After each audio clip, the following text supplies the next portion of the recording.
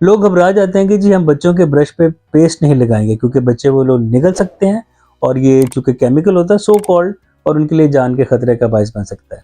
यहाँ मैं आपको इस बात का यकीन दिलाऊं कि ऐसा कुछ नहीं है। अगर आपका बच्चा टूथब्रश करते वक्त गलती से पेस्ट निगल लेता है, सबसे पहली बात कि अगर ऐसा हो जाए तो बिल्कुल कूल रहें, बच्चे को भी शौक रहें कि ये परेशानी की कोई बात नहीं है, खुद भी सुकून से रहें और बाकी इसमें परेशानी की कोई बात नहीं है। दूसरे नंबर पे अगर आपको ज़्यादा परेशानी हो रही है तो बच्चे को चंद घूंट पानी के या दूध के पिला दें। दूध में जो मौजूद कैल्शियम है फ्लोराइड को बाइंड कर देता है, जिससे कि उसके मैदे को कोई नुकसान नहीं पहुंचता।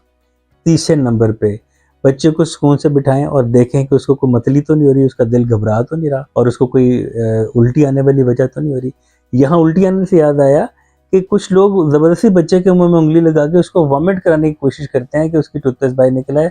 ऐसा हरगिज मत करें। अगर बच्चा खुद से कुछ देर के बाद कुछ शिकायत करे कि उसका सांस में उसको मसला हो रहा है, खुदा ना खास्ता, जो कैसा होता नहीं है, तो फिर आप उसको हॉस्पिटल जाके इमरजेंसी में दिखा सकते। अब इससे बचने का तरीका क्या है?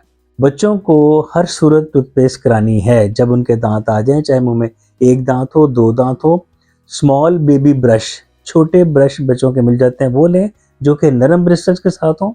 अब 3 साल से कम उम्र बच्चों के लिए टूथपेस्ट की मिकदार एक चावल के दाने के बराबर है। एक समझे कि एक आपने ब्रश के ऊपर एक लेयर लगानी, स्मेर देना जो चावल के दाने के बराबर हो। क्योंकि दांत भी थोड़े हैं, इस हिसाब से टूथपेस्ट भी आपने उतनी लगानी है। 3 से 6 साल के जब बच्चा होता है उसके लिए मटर के दाने के बराबर आप फ्लोराइड टूथपेस्ट लगाएं और बच्चों को सही तरीके से ब्रश कराएं।